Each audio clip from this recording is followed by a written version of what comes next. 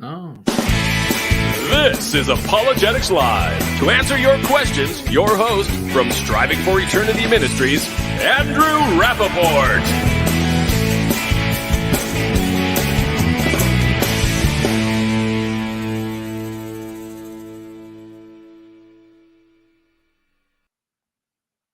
All right, and we are live. This is Pastor Justin Pierce and Pastor Josiah Knuckles, and we are both here to try to take the place of Andrew Rappaport for a little while. You know, he's at a conference and he's doing a bunch of things. So we're all here. We're just having a blast. We're learning and growing.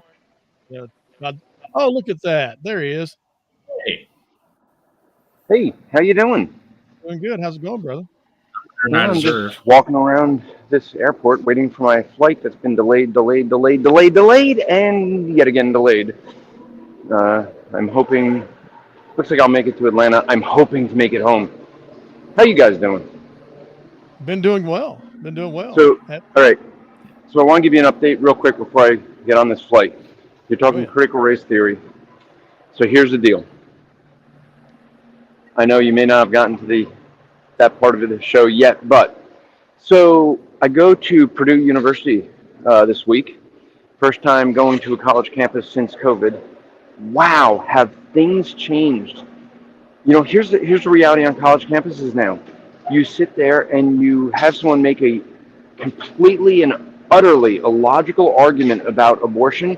You point it out, and you know what the answer is? You're oppressing me. You're oppressing them. Yep. I then say, well, no, actually, I'm not oppressing you. You made an illogical argument. What's the response? That's your cis male gender white privilege. That's right. Wait a minute. Who said I was any of those things? So here's the funny part of this conversation.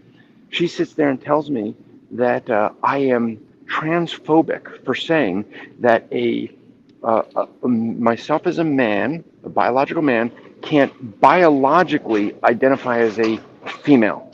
She agreed with that, and she said, well, psychologically you do. I said, but biologically you can't. She said, that statement is transphobic. She actually agreed with the statement, but here's the funny thing. I turned to her and said, but you're transphobic. You agreed with it. She goes, but I'm trans, so I get to define the rules. That's right. So I turned to her and said, you're an anti-Semite. She said, how could you say such a thing? I said, because I'm Jewish and I get to set the rules. Mic drop.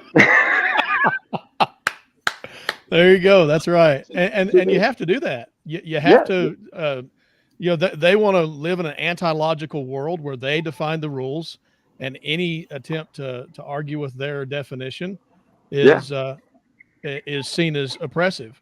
So that's absolutely. Right. So I figured I'd give a quick shout out to you guys, give you an update. Had a great, let me add one more great conversation. A young man who happened to be I was in Indianapolis. The guy happened to live like not too far from where I was staying. His family contacted me and wanted to get together. He recently came out as no longer a Christian. And this kid, I'm telling you, he wants to study, he wants to know, he's a lot of philosophical questions. I can't wait to get this guy on the show. He is wicked smart, really, really good. But I had a 5-hour conversation with him. It was really neat. So, but that was my week. 2 great, interesting conversations. So, and I'm gonna go board a flight. Well, have fun. You don't have to put the mask on in the flight, do you? Do you see one on? No, I look just like you. Yeah. So we see how far this goes. I usually get yelled at. But then again, as I posted on Facebook, someone asked me on my way out here, hey, put a mask on. My response, I identify as a 2-year-old. And I kept walking. That's right. God bless, man. Bye. See you.